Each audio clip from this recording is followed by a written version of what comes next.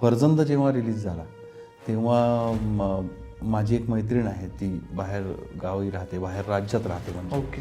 तर तिकडे काही शोज आम्ही रिलीज केले होते फर्जनचे, आणि तिने आवर्जून, ती तेव्हा 6 का 7 महिन्याची प्रेग्नंट होती.